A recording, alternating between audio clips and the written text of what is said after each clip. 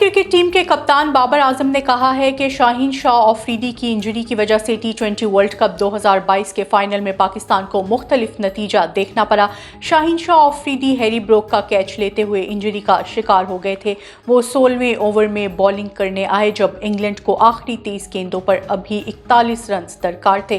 شاہین نے پہلا گیند کروایا مگر وہ اوور مکمل نہ کروا سکے اور گراؤنڈ سے باہر چلے گئے۔ افتخار احمد نے اوور مکمل کیا لیکن بین سٹوکس کو بالنگ کرتے ہوئے ایک چوکا اور ایک چھکا لگا۔ انہوں نے اعتراف کیا کہ پاکستان اس جگہ سے بہت کم تھا جہاں وہ بیٹنگ کرتے ہوئے اپنی اننگز کو ختم کرنا چاہتے تھے، لیکن انہوں نے تیز گیند بازوں کی بھرپور کوشش کرنے کی تعریف کی کہ ہم 20 رنز کم تھے لیکن آخری اوور تک لڑنا قابل یقین تھا۔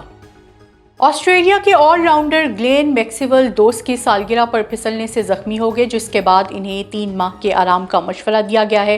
آسٹریلوی کرکٹ بورڈ کے مطابق یہ واقعہ میلبرن میں ہفتے کی شب پیش آیا جہاں میکسویل اپنے دوست کی 50ویں سالگرہ میں شرکت کے لیے گئے ہوئے تھے۔ سالگرہ کی پارٹی کے دوران میکسویل کا پاؤں پھسل گیا جس سے وہ زخمی ہو گئے۔ کرکٹ آسٹریلیا کے مطابق پارٹی کے دوران میکسویل اپنے ایک اور دوست سے ٹکرا گئے جس کے نتیجے میں دونوں گر پڑے۔ کرکٹر کے دوست ان کی ٹانگ پر گرے جس کے باعث ٹانگ میں فریکچر ہو گیا جبکہ اس حادثے میں دوست محفوظ رہے۔ ڈاکٹرز نے آسٹریلوی کرکٹر کو 3 ماہ یا اس سے زیادہ کا آرام کا مشورہ دیا ہے۔ گلین میکسویل کی جگہ آسٹریلوی اسکواڈ میں سین ایبٹ کو شامل کیا گیا ہے۔ آئی سی سی نے ٹی20 ورلڈ کپ کے بعد بہترین پلئنگ 11 کا اعلان کر دیا۔ ٹی20 ورلڈ کپ کے اختتام پر ٹیم آف دی ٹورنامنٹ کا اعلان کر دیا گیا۔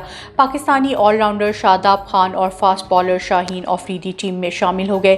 ٹیم میں انگلینڈ کے ایلکس ہلز اور جوز بھی شامل ہیں۔ بھارت کے وراٹ کوہلی اور سوریہ کمار یادو بھی ٹیم کا حصہ بنے۔ نیوزی لینڈ کے گلین فلپس اور زمبابوے کے سکندر رضا نے بھی جگہ بنا لی۔ انگلینڈ کے فاسٹ بالر سیم کیرن، جنوبی افریقہ کے فاسٹ بالر اینرک ٹوکیا اور انگلینڈ کے مارک ووڈ بھی شامل۔